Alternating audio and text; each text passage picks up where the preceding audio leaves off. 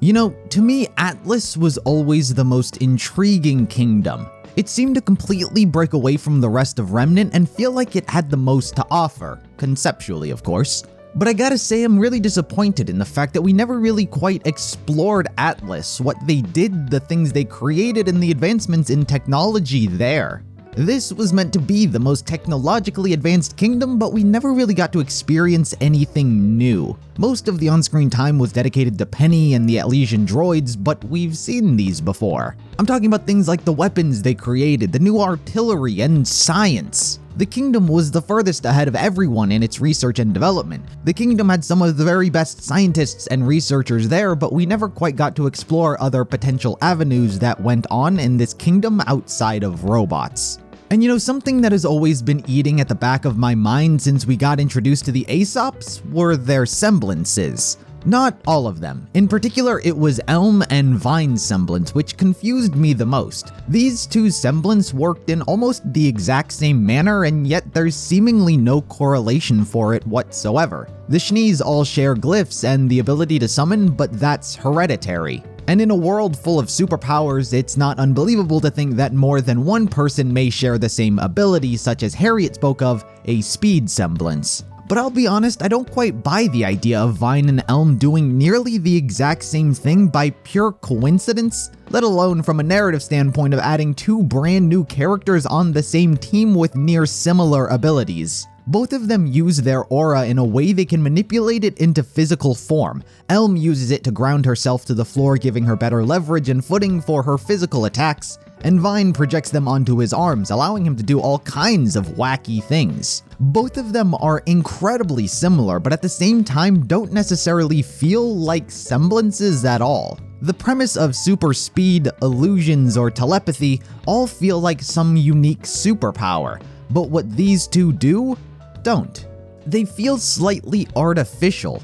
It's as if it was a way to give someone without a semblance a semblance. Everyone has an aura, but not everyone has a semblance. So it got me thinking, what if you could simply manipulate aura to give someone a faux semblance? Weirdly enough, one of my favorite additions to RWBY's universe was Dr. Merlot from the Grim Eclipse game. While the game itself is pretty uninspiring, the character of Merlot did some pretty interesting things for the universe as a whole. His entire gimmick was that he was researching Grimm and experimenting with them.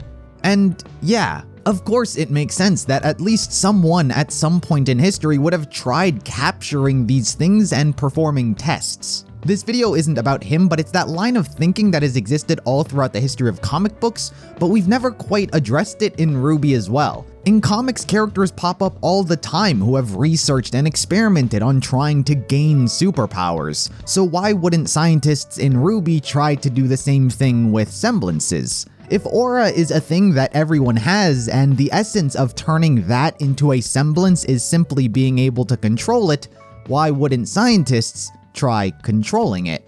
Atlas was a kingdom filled with researchers, doctors, and scientists. They became the most advanced kingdom for a reason, so it got me thinking, what if Atlas did experiment with semblances? In some sort of aura manipulation program, they figured out a way to take a person's aura and use it as a placement for a semblance, fully within the user's control to manipulate, but only so much.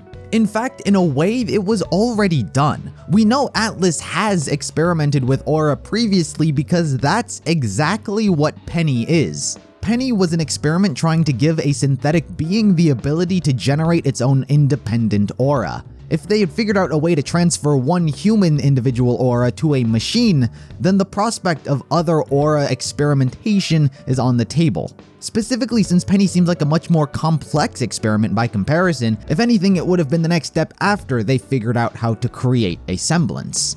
This whole thing could have also been another addition to try and give Ironwood more shady practices when we first arrived.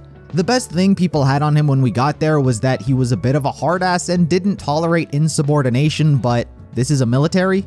So the idea of him greenlighting and funding a potentially inhumane project would add to this feeling that his methods need to be called into question. It also would have given more reason for Pietro to side against him if he was personally involved in the experiments that he didn't agree with. but it's also an easily defendable idea of helping people get semblances. If it already wanted to play on the character's themes they wanted to take him down, then having human experimentation that is immoral plays on the ends justify the means. The candidates he's putting through this are perhaps dying or facing some other excruciating pain, but they are becoming stronger as a result. They're gaining an advantage against the enemy, and morality isn't a factor in it. Believing Ironwood would fund a project like this isn't unbelievable.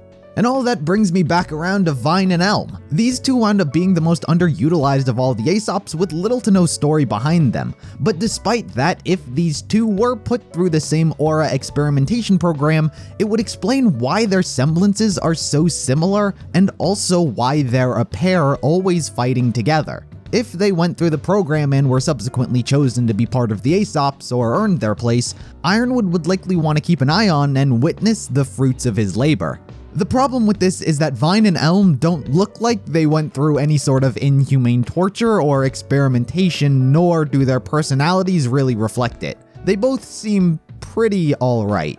I guess you can imagine Elm got some kind of Captain America style bulk up while Vine nearly got the life sucked out of him, resulting in how they look now. It's not an impossible idea, and weirdly enough could be a simple explanation for why they look so different to everyone else. But I'll be honest, it'd be pretty sad if Elm got her muscles as a side effect as opposed to just wanting to look like that. I also like to imagine that since it's only 2 out of the 5 of them that are like this, that Tortuga was also a candidate that potentially had some sort of aura projected shell, since they're meant to be a tortoise. That way 3 of the 5 Aesops were specially chosen from the program, while Harriet and Clover perhaps earned their spot through hard work and skill. But other than Tortuga's name, we literally know next to nothing about them. Just seeing Elm and Vine's powers, I never quite felt like they had real powers. More like gimmicks. Gimmicks that were identical. My mind just couldn't accept the pure coincidence with slight variation they shared without there being something connecting them. And the thing that connects them is Atlas. They've created things, they've tampered with aura. Why not tamper with people? I just think Atlas held the most potential out of all the kingdoms to do things we couldn't see anywhere else. You're telling me we're gonna find the best researchers on the planet in Vacuo? I think it's a real shame that the advancements in Atlas were all mainly boiled down to just robots. It's always bothered me that Vine and Elm semblances work nearly identical for no discernible reason. So for some closure, I came up with one myself that I think works pretty decently into the story. But anyway guys, what do you guys think? Are their semblances similar by pure coincidence, or do you like the idea that Atlas was performing some kind of human experimentation? Any and all thoughts, be sure to let me know in the comments below, and until next time, I'll see you in the next video.